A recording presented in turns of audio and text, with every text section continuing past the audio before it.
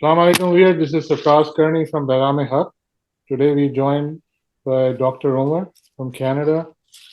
Our topic today is about Gaza between the Islam of the Quran and the Islam of Hadith.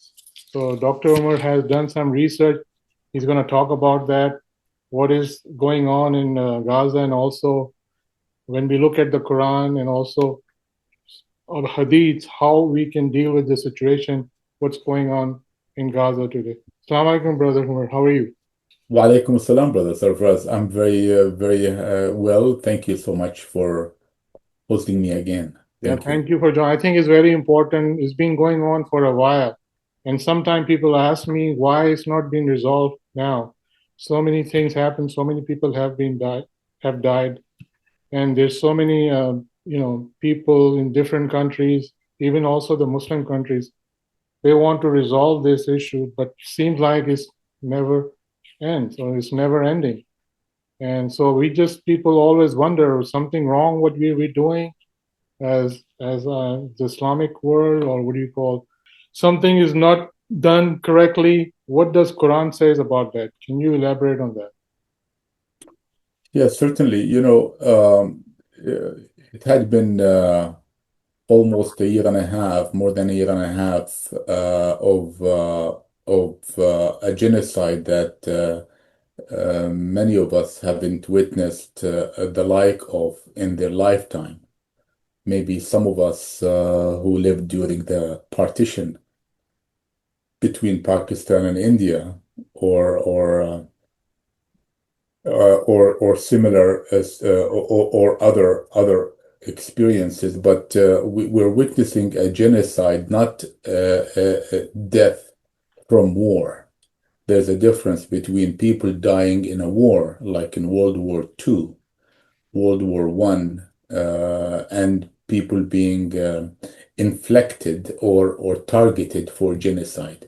So the question is, this is not a talk about pure politics and analyzing the political situation. No, there are enough pundits who have been talking about this for quite some time. Right, What I would like to say first is that the Muslims' reaction had been mixed, colored by confusion, colored by deception, colored by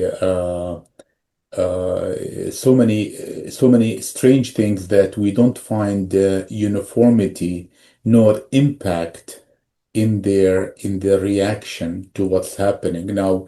Muslims don't constitute a nation, unlike what many people would propose. right, Muslims are spread. There are Muslims in the US, there are Muslims in the UK, in Australia, in Austria, in Africa, in so many places. right, So there's no one nation that not a political entity that can be represented as Islamic or by Muslims. There's none. I don't believe there should be, in fact. right, But that's another story. But what is important is how do we put what's happening in an Islamic context? What does Islam, how can Islam help us navigate through this horrible genocide?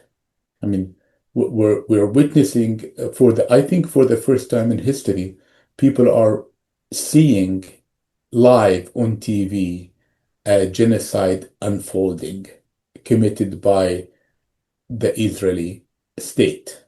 Okay. So how do Muslims react to it? Now, why do I think this is important? See, because there's a lot at stake. Muslims' reaction is extremely important. The official, I wouldn't say the official, but the proper Islamic reaction is extremely important because many people are listening to how Muslims react. You see, so this brings the question is who represents Islam? Okay. if we would allow, if we would allow people who do not use the doctrines of Islam to represent Islam, we are in a serious trouble, very serious trouble. So now the question is, I'm not going to be an elitist and to say I'm the right one who represents Islam. That's a very lofty uh, proposition, right? Or you represent Islam or a certain entity. That's not the question. The question is, what does Islam say about what's happening? How can Islam help us to understand what's happening? Right. That's what's important. And when I say Islam, this brings us to the title of this program. There is the Islam that is based on the Quran, and that is what I consider the real Islam, Right. the only Islam. And there's an Islam that is based on everything else, including Hadith, hearsay. Most of it is hearsay, Right. stories. Okay. So now, why that question is important, who represent or who misrepresent Islam? There's an awakening. There's a religious awakening around the world. I can see it if one follows carefully the narratives, the media, the developments, especially in North America. There's a strong Christian revival. Okay. Now, uh, and this strong Christian revival, and perhaps that's what led to the winning of Trump, with him winning the election, is that it came as a pushback to the liberal agenda. Okay. So now Muslims uh, have been mostly in North America and in other places and in the Middle East have been misrepresented, I should say, by self-appointed, and I would use this expression, cult-appointed scholars. Mhm. Cult-appointed scholars who claim to represent Islam. Okay. Now, the danger, brother, let's look at this very carefully. The danger is that these people who misrepresent Islam, they represent a body of doctrines that is contradictory. Right. Okay. Now, there's a lot at stake. There's a lot at stake. What's a lot at stake is a true conciliation, a true understanding between, let's say, the rising Christians, the emerging strong Christian faith, and the emerging Jewish faith, not the pro-Israeli faith. Right. Okay, not the pro-Israeli Jewish faith, but the strong emerging anti-Israel Jewish faith, a misunderstanding towards Islam. If we allow those cult-appointed, and it's increasing, unfortunately, and self-appointed scholars, we let them to represent Islam. Here's a case in point which really worries me. You see, there's a lot of mistrust towards Islam, a lot of mistrust, and we cannot, brother, dismiss it. There's a reason why there's a mistrust.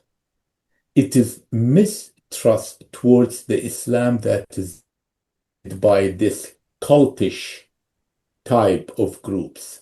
Right. That's the misunderstanding, okay? And it goes, of course, further down deeply into the scholars behind these cults. So here's an example, brother. This is very, very strong example. Uh, Many people say that Muslims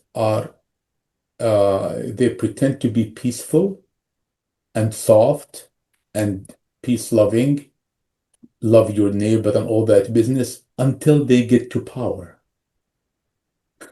Mhm. right? Right. When they get to power, then they change. Now, the Islam of the Quran doesn't have that. Absolutely, there's consistency. Whether you're weak or you're strong, That is there's true. Yes. absolute consistency. Now, let's look at the contradictions in the narratives of the parallel religion. I am not going to go through hadiths because there's so many hadith, and this will take the whole 2 hours or whatever time we Yeah. have it's not worth it. We Right. stop doing that. But we'll just give the gist of it, the flavor. Okay? We were told by the parallel religion that the Muslims, when they were weak during the Mecca period, when they were looking for support, the Prophet sent a group to Abyssinia at that time, which is today's Ethiopia, right?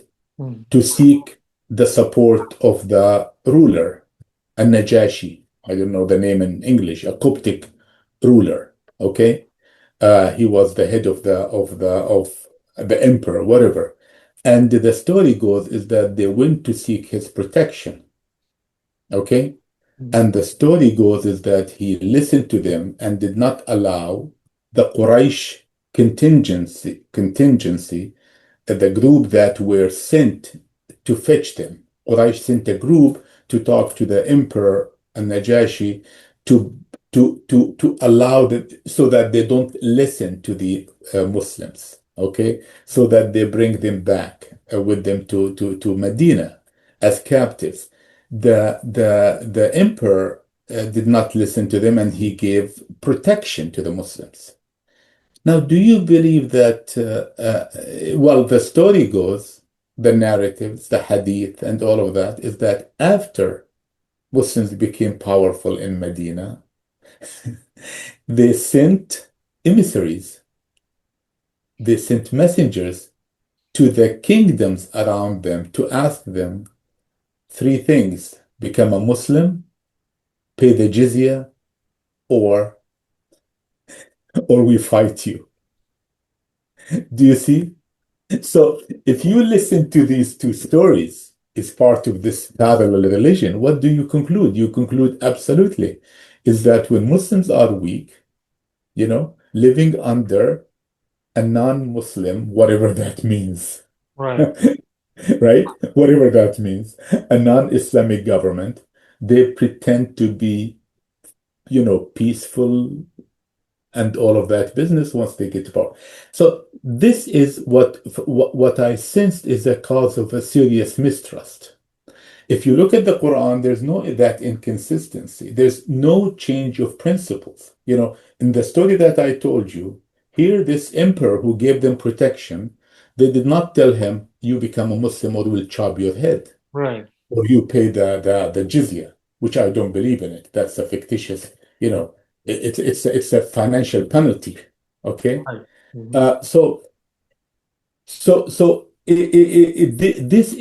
This is one of the reasons that we have to be strong in talking about what represents Islam. Let's not say who represents Islam, okay? Hmm. And I think that's a safe way to put it. It's not who represents Islam, but what is the doctrine that represents Islam. Right. And then I think everybody is safe. Now, the challenge you see here is that before I go further into a few things about Gaza, is that Muslims have accepted by default, by virtue of following mostly this parallel religion, stories, hearsay, uh, everything which is lumped under the Sunnah, Ahadith, the Israelites, you name it, anything but the Mus'haf, okay? They have come to accept two principles, two dangerous principles. The first one is that of imitation. And who noticed that, who emphasized this was the late Shahrur, is that when you imitate, taqlid, when you imitate, Hmm. okay, you never produce new knowledge. Now, the new knowledge, brother, doesn't have to be science and physics and chemistry. it can be also political theories, Yes. right? Right. So we listen to many people who regurgitate or repeat what Umar ibn al-Khattab did 1400 years ago in certain circumstances. That's true. Why should I follow that political theory? You see, they put us in a position to discredit Umar. You see, the position here is not to discredit or to glorify or to put him on a pedestal or to discredit his career. No, he lived in different times. He came up with political theories. He came up with economic theories that are suitable for a time when people were where the market had fruits, vegetables, spices, burning wood, things like this, Yeah, right? you're right there, brother. I was actually today, I was looking at one ayah in Surah Baqarah, is 2, verse 2, 134. It talks about that, you know, people did what they did in the past.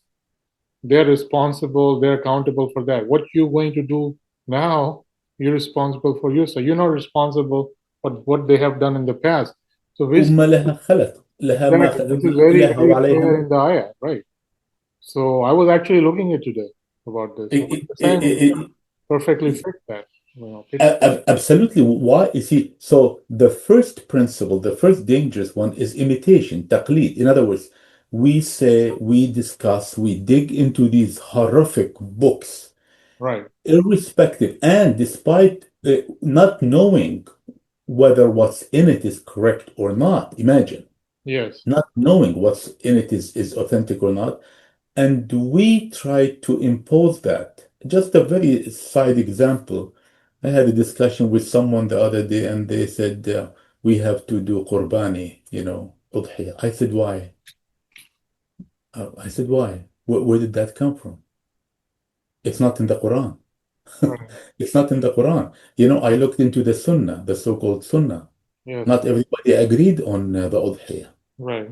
You see, so here's an example. So the first one is imitation, okay? And you see, when I talked about qurbani, maybe it was declared at one time, it was encouraged to slaughter animals for whatever reason it was. Yeah. Nevertheless, Right.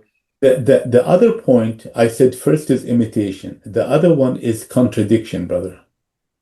These are the two principles that have crippled our progress as Muslims. So Right. the first one is imitation, the second one is contradiction. We have canonized the principle of contradiction. We accepted it. We live by it. You see? Right. So people who accept that principle can never make a viable system work. Look, imitation, we can never produce new knowledge, which is a disaster. The second is that because of the principle of contradiction that we adopted, we cannot make a viable system. That We is cannot make a right. system that, when I say system, it could be political, economic, scientific even, you know?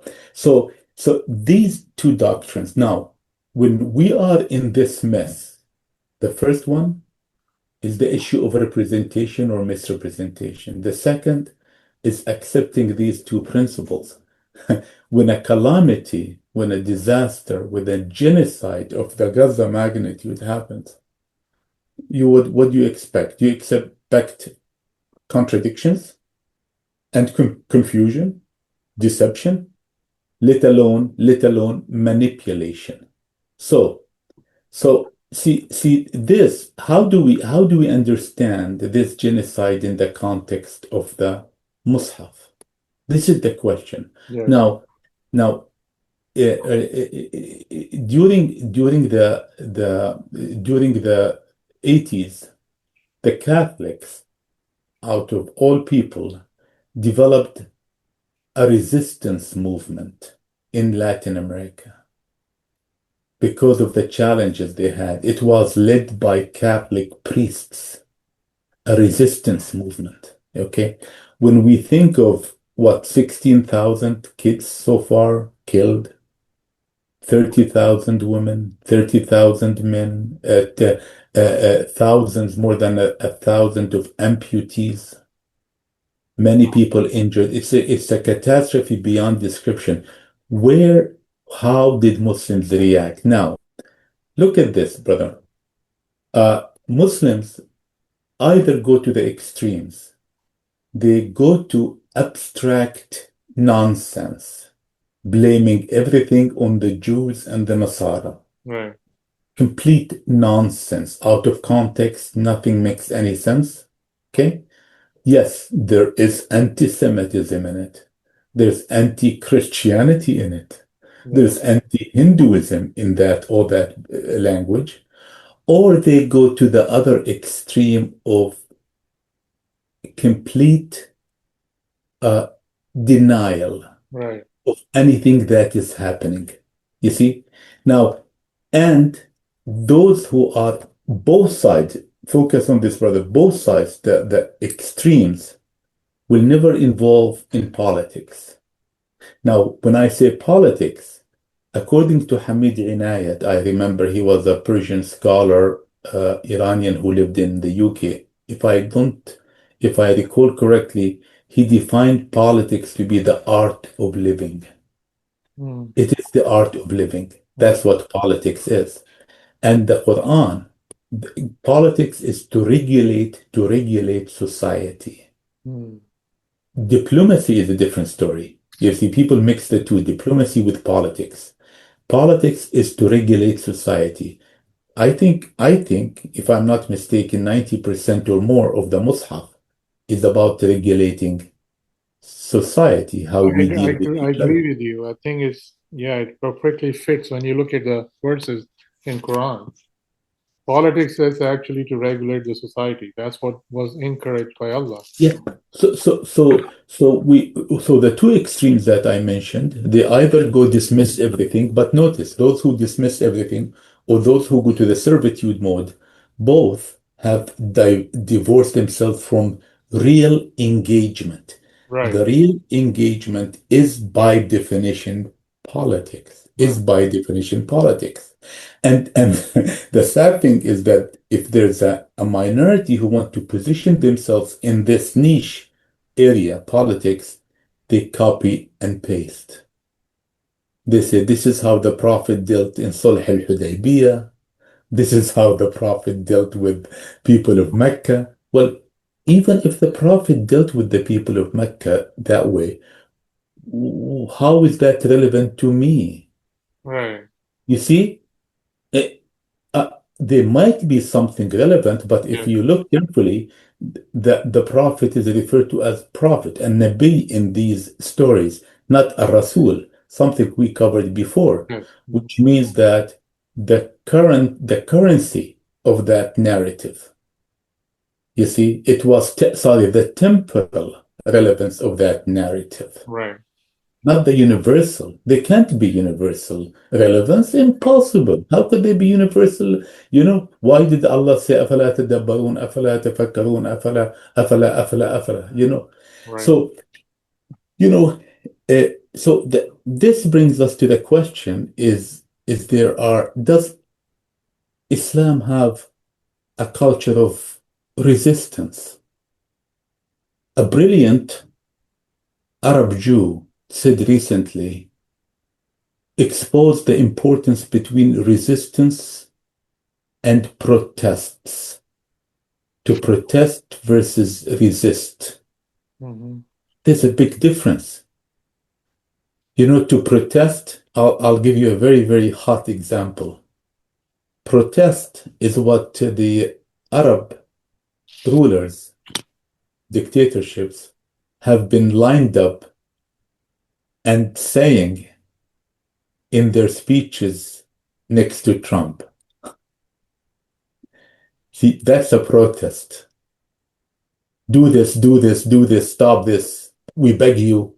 You're the best person who can stop this. People elected you to change the world. Probably you've heard the Qatari Emir speaking as if I felt without, if you did not know that Trump was sitting on him, and if you did not know the context, you would have thought that he was talking about the next prophet that's going to change the world.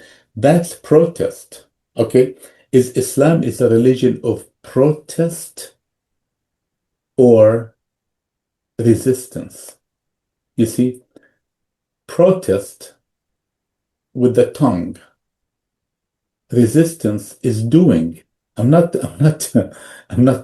advocating armed resistance or no, holding the cannon and shooting left and right. no. Resistance can be in many ways.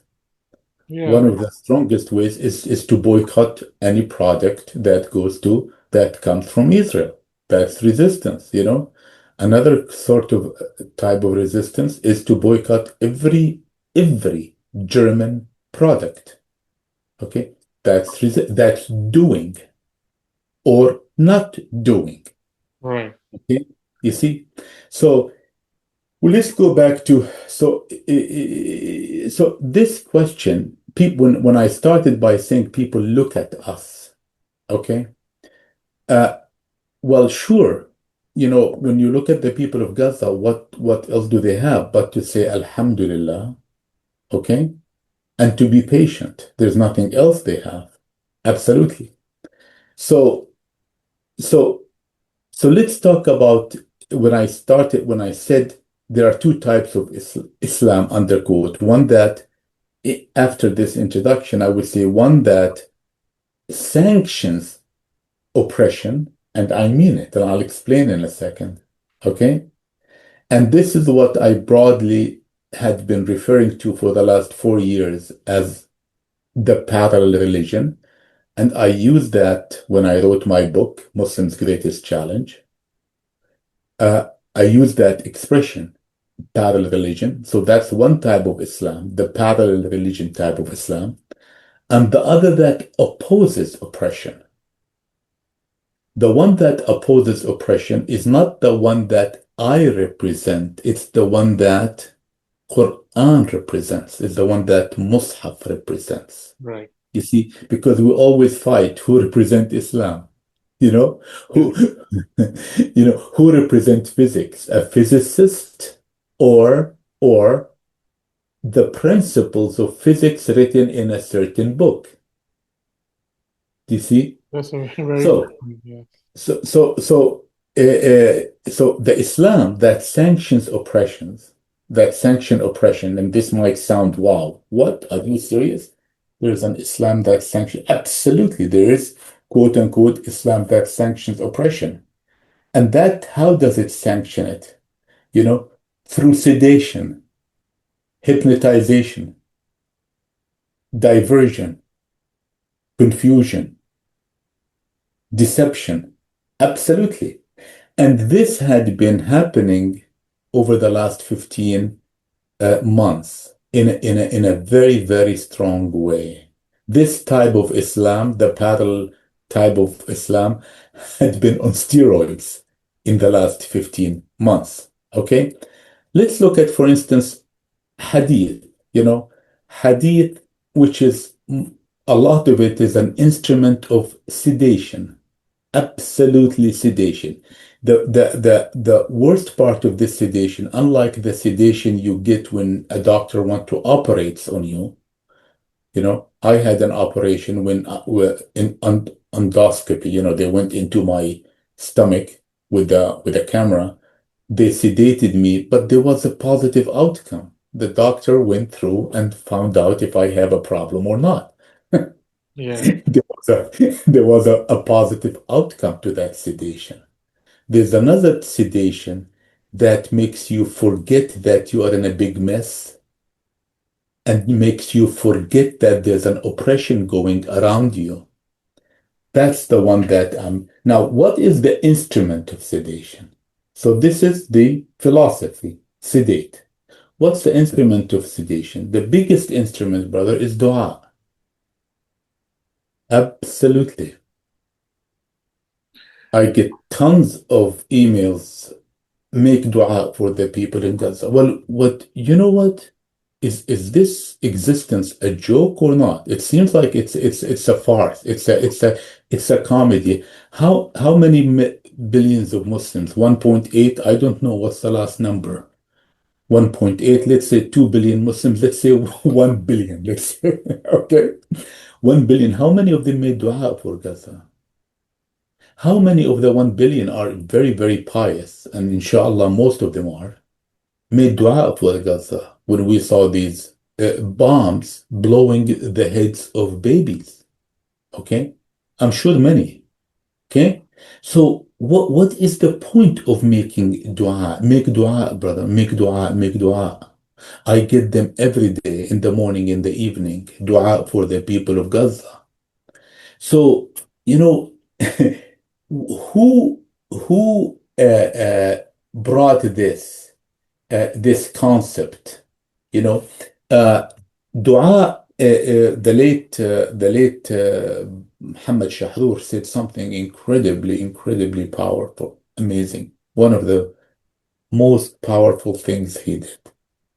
He said the most desirous, pleasurable thing to the dictator, to the despot, is people make dua Wow. because they get away from the despot, from the dictator, and they make dua. Let them make dua as much as they want, as long as they leave me alone.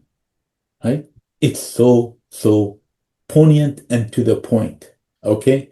Now, uh, the in the Shia tradition, and it's both Sunni and Shia traditions.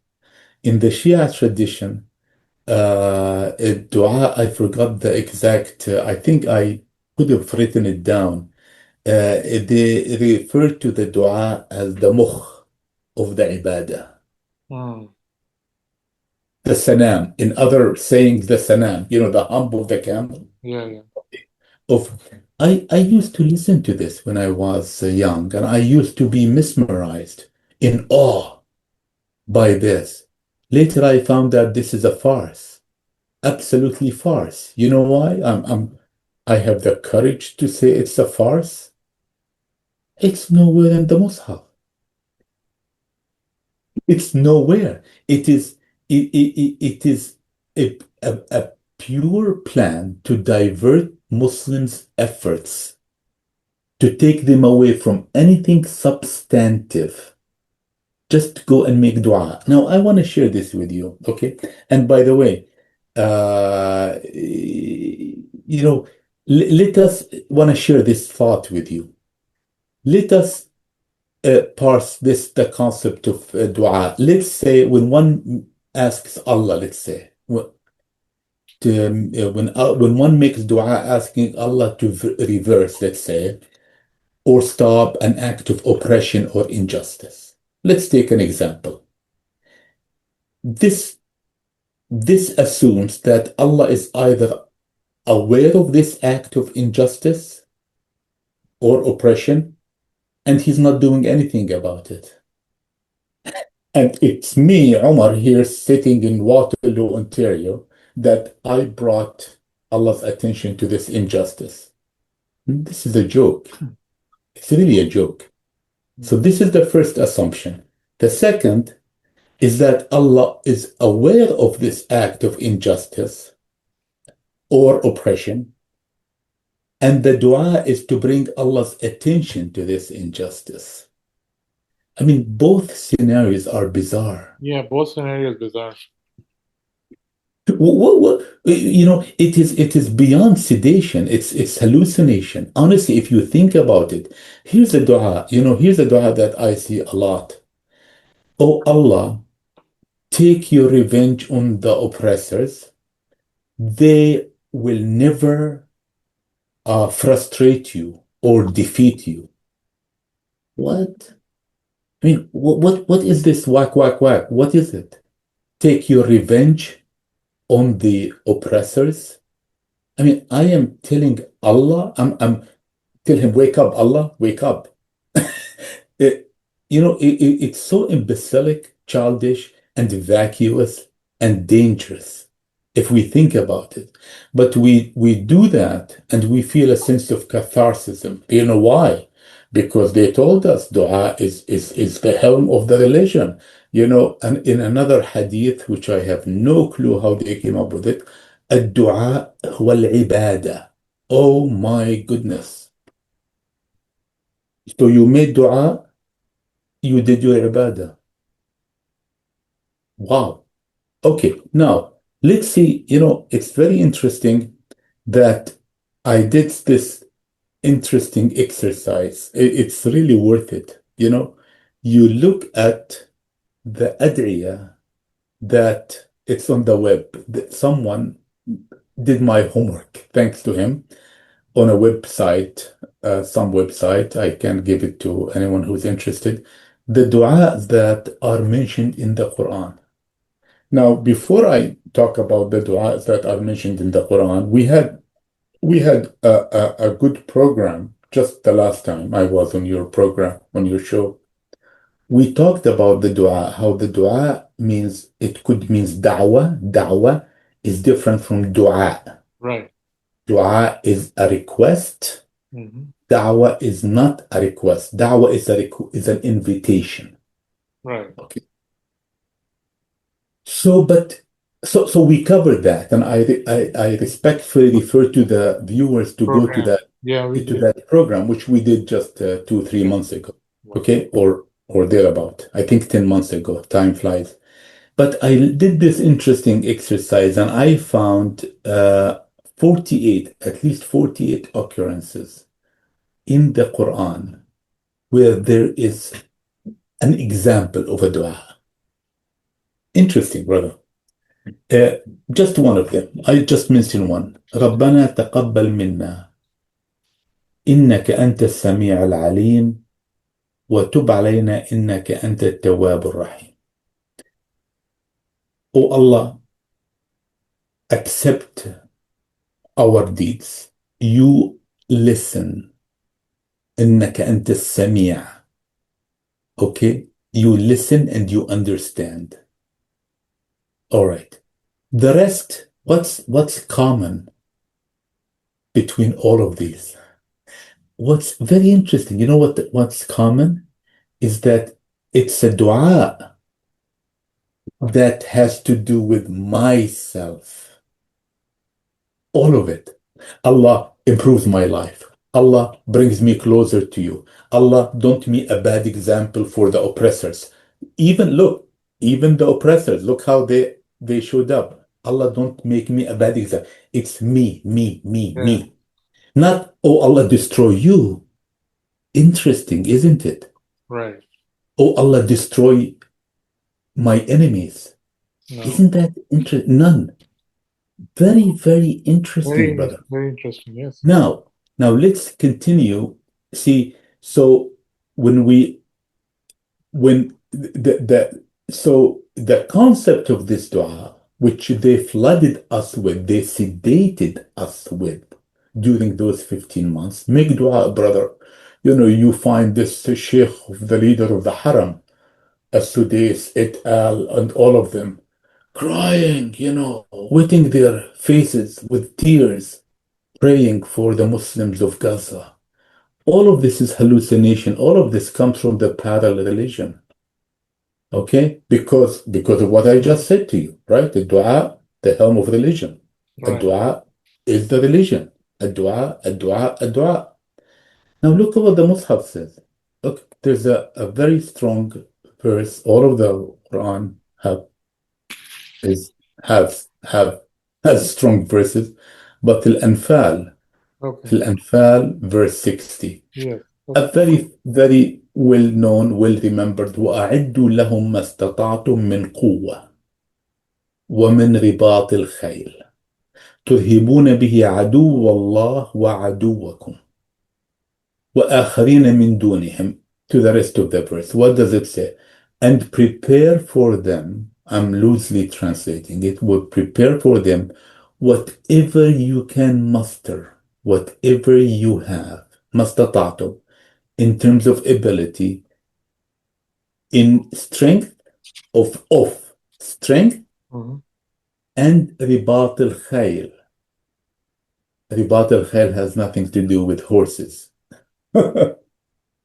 ribat al-khayl, the best way, again, we go back to the brilliant analysis of the late Shahdur. Ribat al-khayl has to do with propaganda warfare, mental, because al-khayl, if you look at the Quran, most of the occurrences of khayl, khayla, has to do with the mental, is it has to have a mental connotation.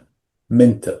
So it makes a lot of sense, brother, because Yeah. it, you look, when Allah gives a generic statement like this, if he was referring to horses, it means nothing to me. How could he ask me to prepare for the enemy of Allah, horses?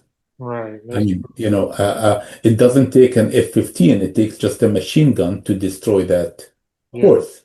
Right. So the quwwa is generic, is absolute, is generic, quwwa, strength. Okay. At the time of the Prophet, the strength could be a sword. At this time, the strength could be a J-10, not a Raphael plane, right?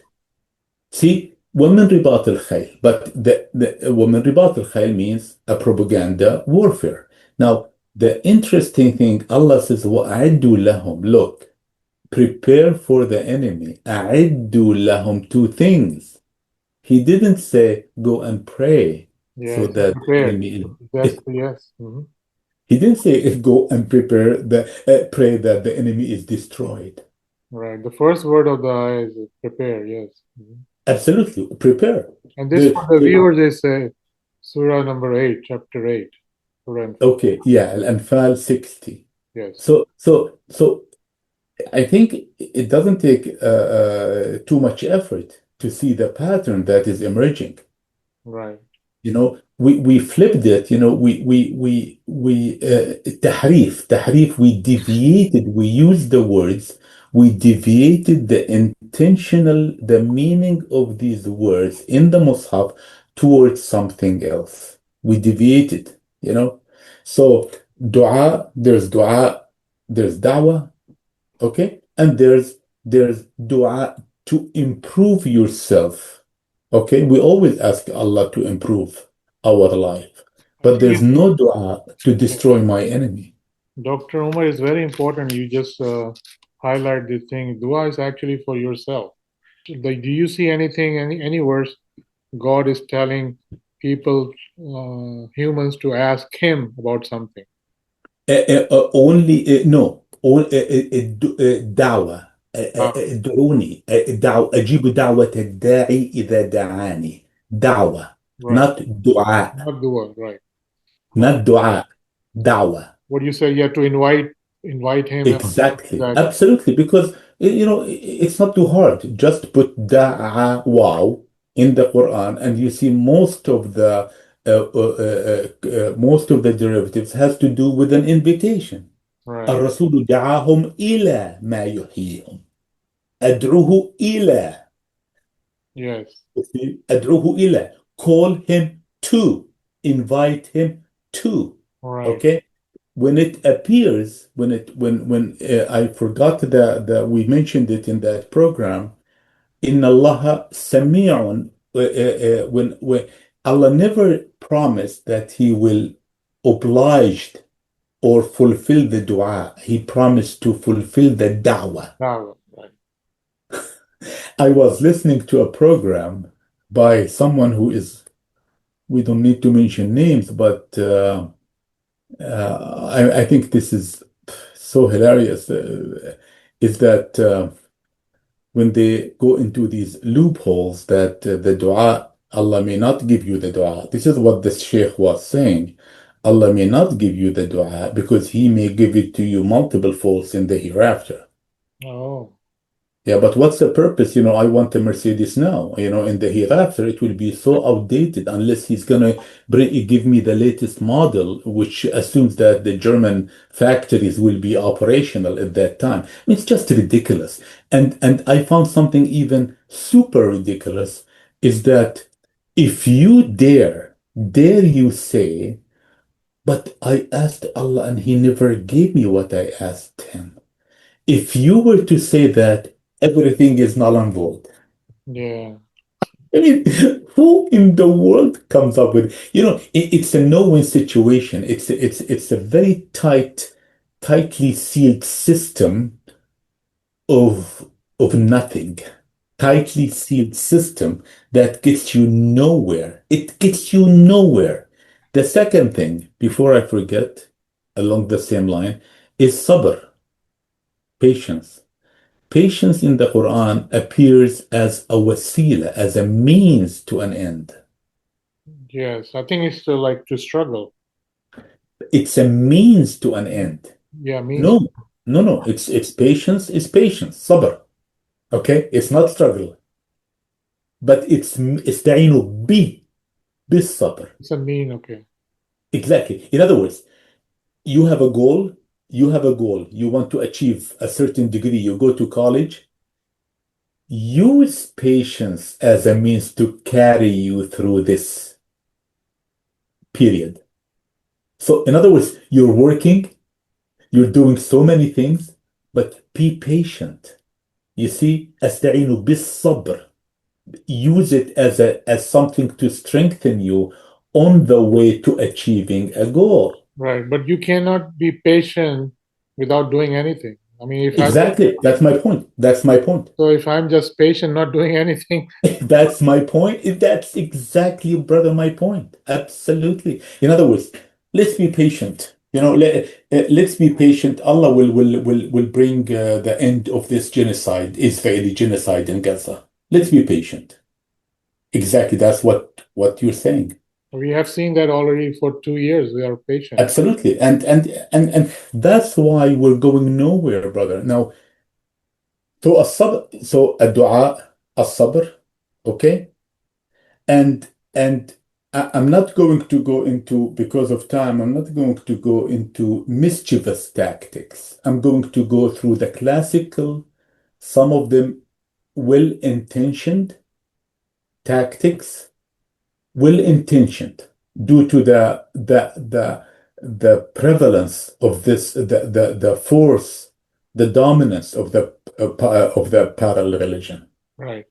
You know, Um, I mean, come on, brother. If you believe that dua is ibadah, close the door, brother. Close the door and make dua, and then you are in heaven. You reach everything, right? You're making ibadah. What more? No need to do. Do Look, anything, to right. do.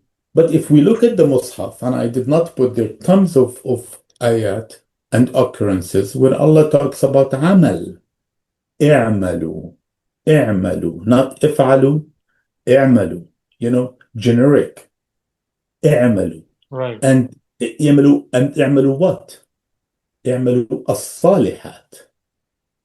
Salihat is what's suitable. So Umar ibn al-Khattab, 1400 years ago, he did what is suitable for the society of Medina. You Yeah. know, Mhm. he could have not done what is suitable for our society right now. So this shows the relativism of the concept of amal, because Allah didn't say اعملوا الصالحات. Look, what is suitable. You see? So now the other thing so we talked about dua as an instrument of sedation. We talked about sabr, patience as an instrument of sedation. And the third one is shahada. Yeah, that's Which very is important, what, I think. I think this we need to. yeah. So they comfort people by saying, oh, those who are killed are shuhada. Now, I have no clue how shahada was connected to violence, to slaughter, to killing. You see, brother, this is the point. I mean, when I started today's discussion, I said there's a parallel religion. It's not a minor thing. It's not a critique. This is not a critique. This is a fact. There's a parallel religion. Brother, parallel lines. We learned this in high school, in fifth grade, not in high school, fifth. Right. Parallel lines don't intersect. That's the definition of parallel lines, right? They don't intersect. You see?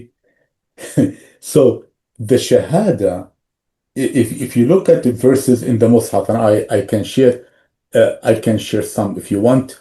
Sure. There are 160 occurrences, 123 so-called ayahs. Okay, I'm going to go very quickly. There's so many here. Okay, so many. وأدعو شهداءكم من دون الله. Call upon your shuhada. How would you call upon people who are dead? Doesn't make sense. ثم أقررتم وأنتم تشهدون. But the shaheed is dead. How do you talk about a dead person who's alive, who is alive in this context? أم كنتم شهداء إذ حضر يعقوب. You were shuhada if Yaqub was present. أظلم ممن كتم شهادة عند الله, and so on, one after the other, just all of them, all of them, not a single exception. ويكون الرسول عليكم شهيدا, very famous verse. فمن شهد منكم الشهر, whoever shahid the shahr of Ramadan, and so on. Not one is connected to death.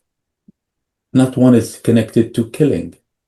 Again, the brilliance of Muhammad Shahdur is the one who first exposed this way back in the 90s, early 2000s, who noticed, wait a minute, Shahada and death.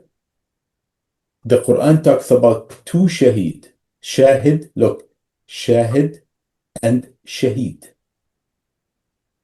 Shahid is the best way to translate it as an expert witness. Right. How did Muhammad Shahdur notice this? By just looking at the Mus'haf. You see, brother, just looking at the Mus'haf, because we've been looking in the wrong direction. We were told, no, you cannot look at the Mus'haf because you have to read Tabari, Ibn Kathir, you have to read a corpus of contradictions. Look, a corpus of contradictions to understand something. Look at this irony. You have to read contradictions to understand one thing. So if you look at Shahid, فَشَهِدَ الشَّاهِدٌ مِّنْ أَهْلِهَا. In the case of the story of Yusuf, an expert witness, not an eyewitness, right? We have it in courts. Right. We have it in courts. An eyewitness is one thing who saw the crime. An expert witness who can testify the ballistics of a bullet. Right. Mm-hmm. He was not there, but he can testify. He said, if you stand in this location and you fire a bullet, it will go in this trajectory. Right. He's an expert witness, shahid. Right. You see, so how did they? This not subterfuge, but this I think this fraud, the best way I call it is a fraud. It could not have come about randomly or in a goodwill manner. I cannot believe that someone with a goodwill came up with this deviant understanding. I can't. It's just too much to believe. Okay, you know why? Because if you see 10 cows in front of you, okay, it's really hard to believe that you made a mistake and you say, oh, one of them is a chicken. I won't believe it. Right. Okay, so why did they do that? Because they were constructing a grand theory. They were constructing, whoever did it, I don't know, but it seems like some people were doing it. They were constructing a grand theory to entice people to fight for the ruler. Yes. That's it. Yeah, that's what seems like. I mean, that's the only That's the only thing. make, that's the only That's thing. the only thing. So you're not, you leave this world, you make the dua by going to your closet and close yourself and make dua. Stay away from the world, okay? And you go to fight for the ruler to go to the jump to the Right. other world. So this world, we left it behind. This world, we're not in it. We're not Right. in it because if there's a hadith that people repeat ad nauseum. I'm ashamed that such a hadith, even even if it's flawed, I'm ashamed that it exists. Even if it's flawed, even the fact that it's flawed, not even if the hadith goes by, if there's a calamity and there's oppression, close the door. Really? Absolutely. Absolutely. I can send it to you after the program. So if you want to post it, close the door and stay away. Look, see, so back to this shahada. So now that's one thing is that to entice people to fight for the army, the conquest, the pleasures of the ruler, who most likely was doing this war for pleasures, women, money, land, right? Hmm. To the point that they cooked up a hadith that if you spent your life without thinking of ghazwa, ghazwa is an attack on another people, okay? Then you die a sinful death. You see? So, you see, brother, when we said earlier that if we live in the West, right? We live in the West. We chose to live in the West. There's nothing wrong with living in the West. But would we allow deviants to represent our faith? You see, when you go out in the streets of wherever you live, how would people perceive you? You know what? When I mentioned earlier, many of them probably perceive you, oh, you're really a nice, peace-loving, friendly, you give food to the neighbors, but only until you get power. See? I think we have to be outspoken about this. We really have no choice. Okay? We have no choice. But let me finish a few points here. So the concept of Shahada, that's one side of it, is expanding the boundaries of empire for the ruler. And it's the person who fights when I die, I'm going to heaven with 72 women waiting for me. Right. And it's just pathetic, absolutely pathetic. Or I win, and guess what? The women are waiting for me on the other side, right? Hmm. Yeah, the women are waiting for me in the country that I'm occupying, right? In fact, one of the shuyukh in Egypt, Al-Hawaini, I think, not long time ago, he just said just like that. We invade Europe and we take their women. You see? So again, I'm not going to allow people to say, oh, you are trying to represent Islam. Who are you to represent Islam? No, I'm not going to frame it like this. We need to understand what represents Islam. Okay, what represents, which doctrine? Forget about me or you. Which book represents Islam? Okay, now the other side, again, the other side is that we comfort the person who dies. Don't worry. The people of Gaza are shuhada. No, the people of Gaza are not shuhada. There's 200 and I think 260 shaheed in Gaza as far as my definition, shuhada only. There are 260. That's not to belittle what will happen to the other 60,000 who were slaughtered. No, no, no. You know, that's a different story. But if we focus on the concept that there's a 260 or 280, why 200? These are the journalists Right. who were, who were the eyewitness, who were serving as the eyewitness, as an eyewitness to this genocide. These are the ones who ultimately paid the highest price. I'm sorry, I made a mistake. I should say that the 280 who died were amongst the shuhada, but there are many other living shuhada in Gaza right now who are reporting about this genocide. Right. Those are, you see, so brother, so Shahada is connected. It's such a noble thing that Allah connects it in the Quran as shuhada wal siddiqeen wal anbiya, I remember, wal nabiyyin. So it's such a very, very high status, Yeah. not because you went and were killed in the war, no, because you relayed the truth to the rest of us. Right. That makes sense. Wow. Yes. Yes. Amazing.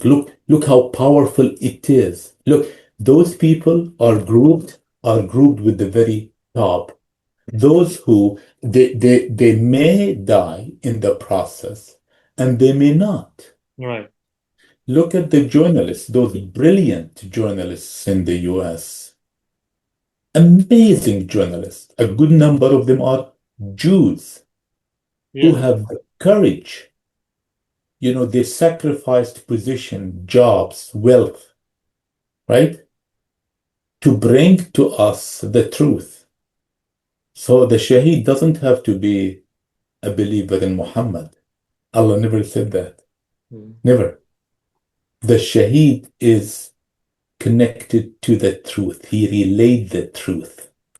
Yeah, I think Powerful. yeah, that's very correct. I think what you just said. Shaheed is the one who, stand with stand by the right thing. I think is very important. So Amal, the bottom at the end of the day, Islam asks us the doctrine of Islam, i.e., the Mus'haf, ask us to do what's suitable. Look at the power. What is suitable? Do what's suitable. Do what's suitable. You know, Today is a Nakba day. These days are Nakba day, 77 years since the occupation of Palestine. Do what is suitable within my capacity. There could be many things. I could be sending like what I do to you sometimes, just a video about the Nakba, right?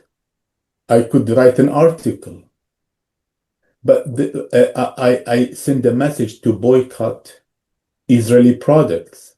To do, there's a difference between saying. Allah never asked us to say, but to do.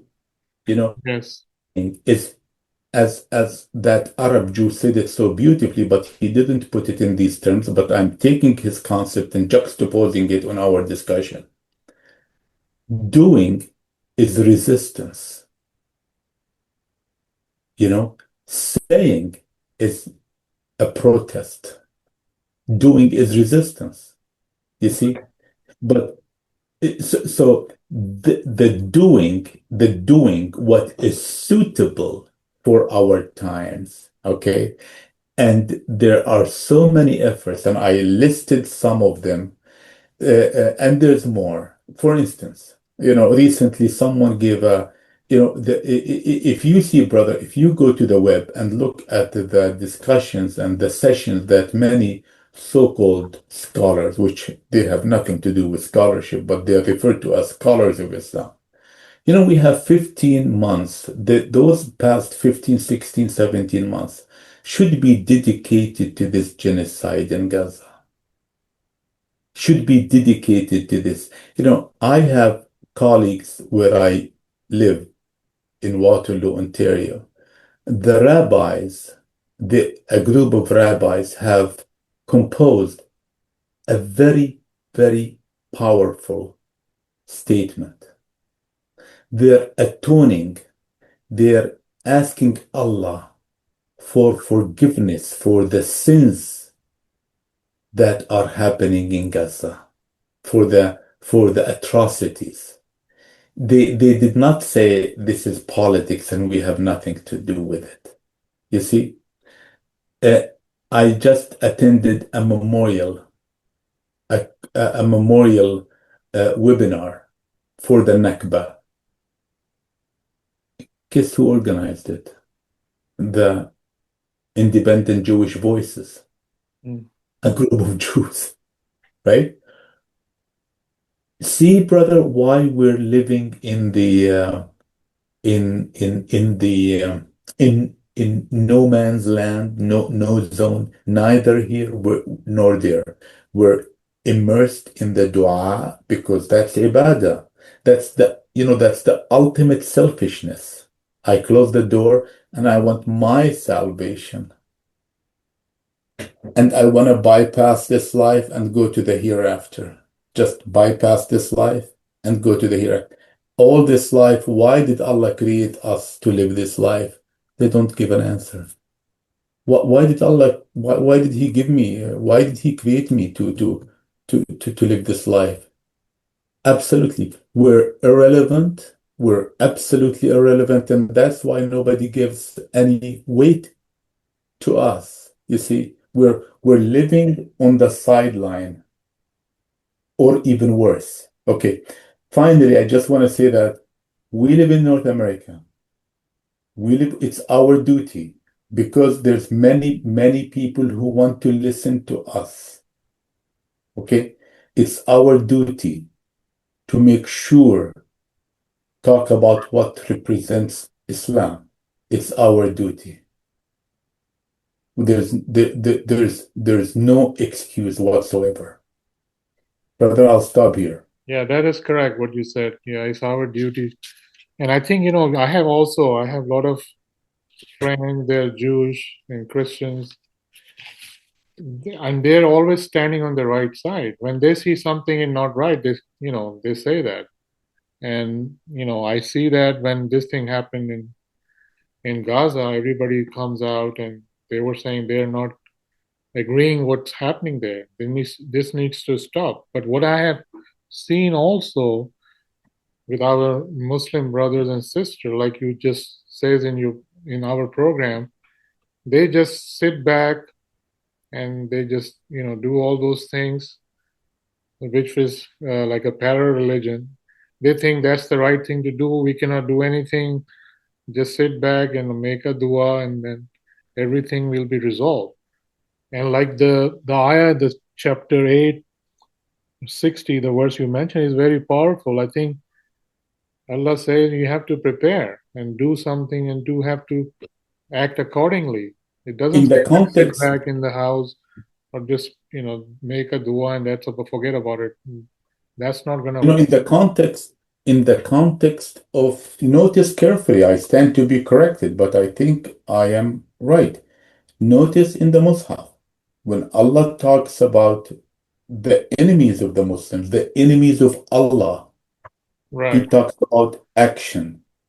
He never talks about dua. Never talks about dua. Only when I want to improve my life, Your own life, right. I talk about dua.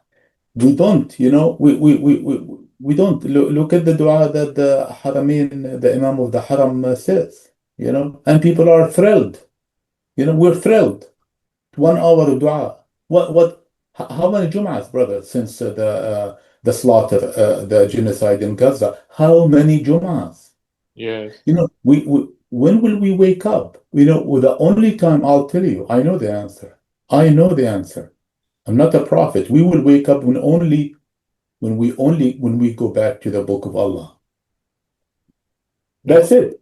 Yes. That's it. You know why? Because there's no contradiction in that. There's a principle. You as an engineer, okay, as a mechanical engineer, you do good design if you follow the principles of mechanical engineering. You see these skyscrapers, they're engineering marvels, aren't they? They're based on principles, Right. set of principles that they don't contradict each other. They don't. We live in contradictions. And you know what? We canonized it. It's okay, brother. It's all right. It can be this way. It can be. That summarizes it. We know we have this contradiction. So if we go on with contradictions, plain and simple, We are not serious. That's it, brother. Yes. Mm. We're not serious. You know that proverbial whatever, right? Whatever, right? This is the reality. I'm really sorry. It makes my heart cry, this reality.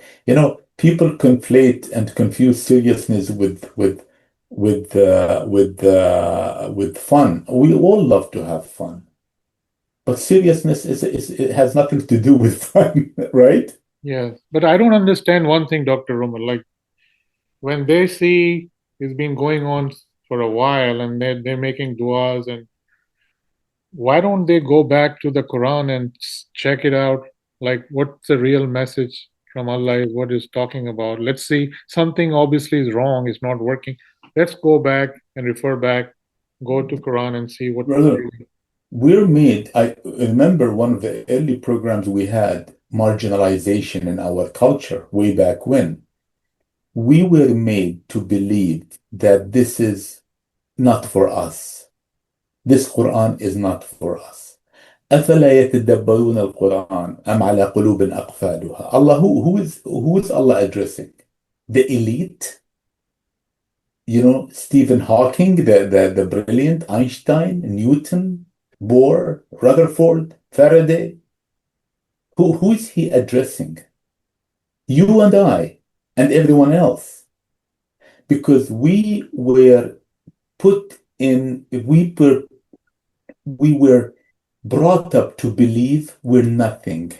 The way the British colonized India, exactly. They cleansed, they crushed them from inside, and they built them up.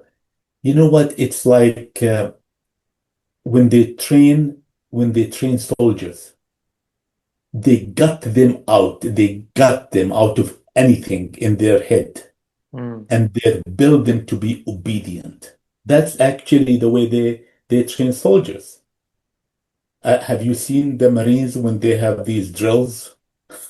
You know, you're a dog, and he says, "Yes, I am a dog," because they empty them and they build them from scratch.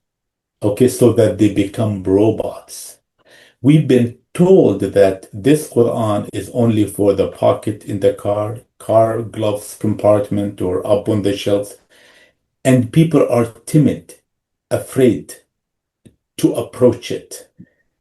I'd rather approach it and be wrong rather than approach something, a body of knowledge, which is full of contradictions. Right.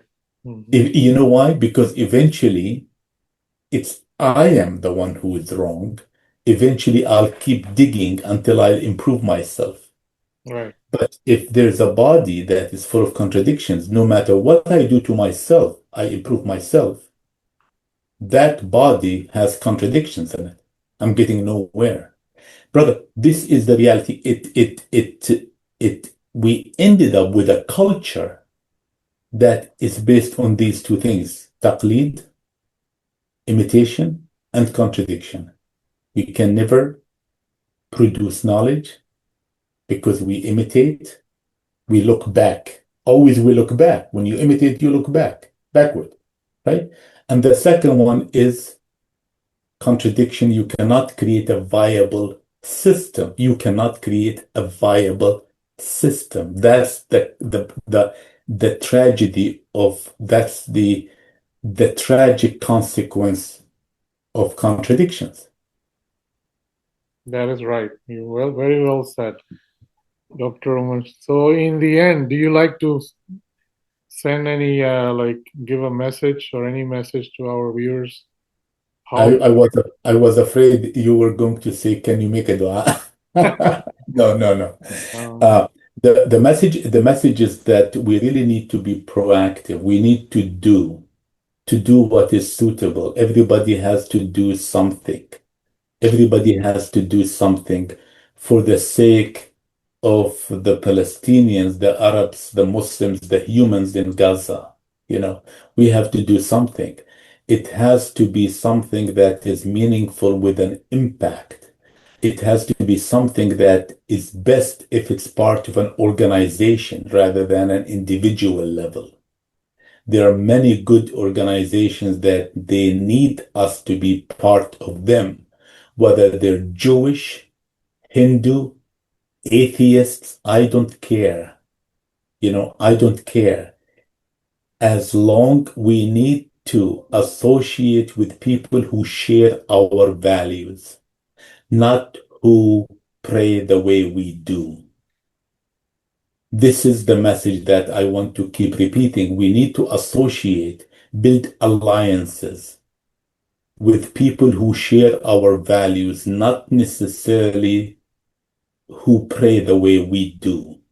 A person who prays the way I do and does not share my values, I have nothing to do with that person. A rabbi that shares my values is much closer to me than a Muslim who doesn't share my values and pray the way I do. Thank you, Brother Omar. Very well said. Thank you, viewers. Thank you for joining us. Assalamu alaikum. Thank you very much, brother. See you All the next time. best. Thank you. Assalamu alaikum. All right.